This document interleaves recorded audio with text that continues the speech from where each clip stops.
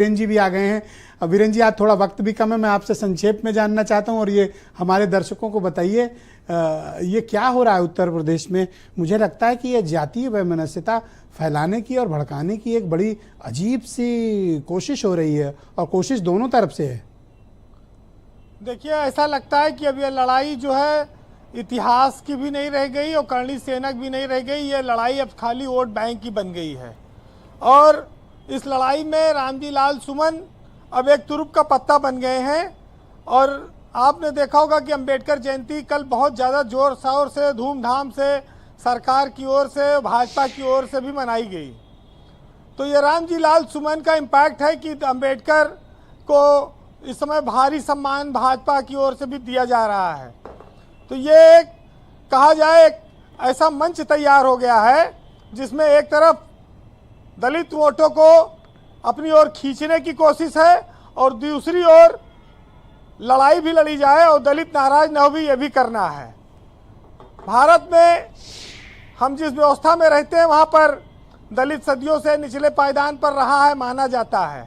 और जब जब कोई मुक्त विचारधारा की कोई बात आई तो उसमें सबसे ज़्यादा दलित गए, क्योंकि वो आखिरी पायदान पर थे और उनको ऐसा लगता है कि हिंदू जाति व्यवस्था में उतना सम्मान नहीं मिलता, तो नई चीज़ की ओर तेज़ी से आकर्षित हो जाते हैं।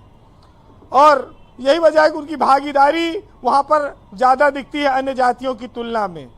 ब्रजेश जी, ये जो आज लड़ाई लड़ी जा रही है, इसमें किसका फायदा है, किस लिए लड़ी जा रही है, लोगों के समझ में नहीं आ रही है। खाली थोड़ा बहुत इतिहास हर आदमी पढ़ ले रहा है जी, और इतिहास में भी बहुत झूठा लिखा गया है, बहुत सच्चा लिखा गया, समझ ही नहीं आता। लेकिन अब भाजपा भी चाहती है कि लड़ाई ज़्यादा न चले और करणी सेना ज़्यादा आंदोलन ना करे, लेकिन अब समाजवादी ही शायद चाहती कि नहीं ये मुद्दा बना रहे। तो ये अलग अलग वक्त में अलग अलग स्थितियां बनती दिख रही हैं। ये तो उल्टा कहानियां बता रहे हैं। हाँ, मतलब अच्छा, ये चाह रहे हैं कि ये मसला गर्म रहे। हाँ, ये कुछ ऐसा लग रहा है, क्योंकि ये तो हर कोई जानता है कि आक्रांता हमारे आदर्श नहीं है। लुटेरे थे बाबर, हत्यारे थे, ये सब थे।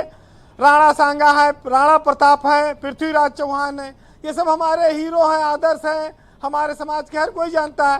ये लड़ाई इतनी खींचती ना, लेकिन अब ये तावबाजी वाली जो बात चल रही है, इसीलिए चल रही है कि ये मुद्दा गर्म रहा है। अब सरकार के हाथ में बहुत सारी चीज़ें हरदम होती नहीं हैं, लेकिन जिस व्यवस्था में हम लोग हैं वहाँ पर जाति व्यवस्था एक हमेशा से सच्चाई रही है, और इसको लेकर कभी अलग नहीं हो सकते हैं कि ये इसमें जो राजनीतिक समीकरण है। देखिए, अब इंद्रजीत सरोज भी बोले तो समाजवादी पार्टी के पास MOI समीकरण चल रहा था, मायावती कमजोर हो गई, दलित वोट थोड़ा खाली हुआ, सपा उसको अपनी ओर खींचना चाहती है। ये नई चीज़ें उसी लिए ये चल रही हैं। उधर रॉबर्ट वाड्रा कह रहे हैं जब जब हम चुनाव लड़ने की कोशिश करते हैं तब तब ED आ जाती है। साथ बड़ी मुश्किल है। उनके साथ विचारों के साथ तो मुझे सिंपैथी हो गई। जब बेचारे प्लान करते हैं, ये एजेंसी वाले कोई ना कोई समन नोटिस भेज के परेशान करते हैं उनको, गलत है उनके साथ। बोलिए वीरेंद्र जी, कंक्लूड करें। तो बस एक चीज़ ये समाज में जानना होगा कि कबीरा कुआं एक है, पानी भरे अनेक, और बर्तन में ही भेद है, पानी सब में एक। वाह।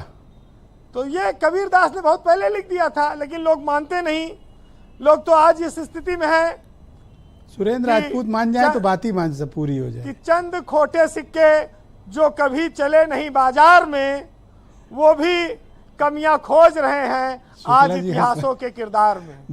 बहुत शुक्रिया वीरेंद्र जी, बहुत धन्यवाद आपका इस सारगर्भित बात रखने के लिए और सच्ची बात बताने के लिए। आपका बहुत शुक्रिया। बहनों भाइयों, दूसरा चरण है, बड़ा टाइट शेड्यूल है, टाइम कम है। मैं अपने प्रवक्ताओं से अनुरोध करूंगा कि